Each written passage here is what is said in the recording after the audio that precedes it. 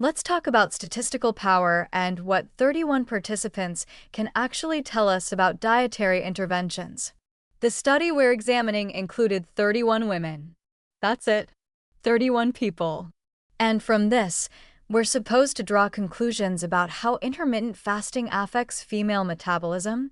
We need to be much more critical about small sample sizes in nutrition research.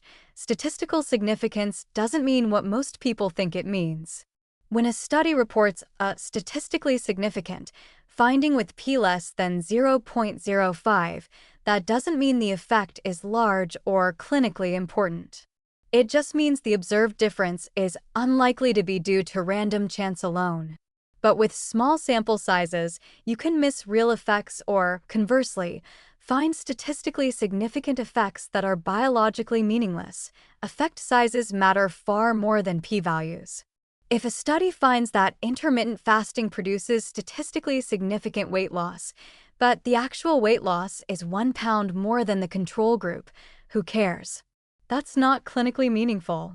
That's not going to change health outcomes. That's not worth the effort of changing your eating schedule. Yet, headlines will scream about the significant finding without mentioning the effect size is tiny. With 31 participants, individual variation becomes a massive problem. Humans are not genetically identical mice in a laboratory. We have different metabolic rates, hormone profiles, activity levels, stress responses, and genetic variants affecting nutrient metabolism. With a large sample, these individual differences average out. With 31 people, a couple of outliers can skew your results dramatically. Confidence intervals tell you the range where the true effect probably lies. With small samples, confidence intervals are wide, meaning the uncertainty is huge. A study might report that intermittent fasting increased fat loss by 5%, but the confidence interval might be from 0 to 10%. That means the true effect could be nothing or could be substantial. We just don't know with precision. There's also the statistical concept of power, the ability to detect an effect if one truly exists. Studies with small samples have low power, meaning they're likely to miss real effects.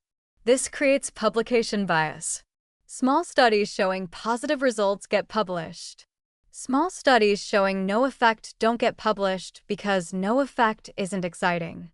So we end up with a published literature that overestimates effects because all the small negative studies are sitting in file drawers. The practical constraints driving small studies are understandable. Nutrition research is expensive. Recruiting participants is difficult. Following people for months while controlling their diet is incredibly resource-intensive. Getting funding for a 500-person intermittent fasting trial is nearly impossible.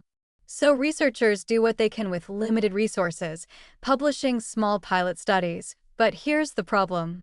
These pilot studies get treated as definitive evidence by the media and the public. A study of 31 people becomes scientists prove intermittent fasting works in the headlines. That's not fair to the researchers, who usually acknowledge their limitations, and it's not fair to the public, who are being misled about the strength of the evidence. What we really need are large, multi-center trials with hundreds of participants followed for years. We need meta-analyses combining multiple studies to increase statistical power. We need replication by independent research teams to confirm findings.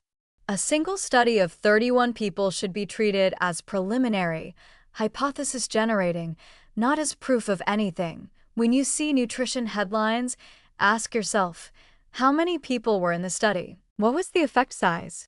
What were the confidence intervals? Was this replicated? Are the findings consistent with other research or contradictory? These questions will help you evaluate whether the evidence is strong or weak, whether you should change your behavior based on the finding or wait for more robust confirmation.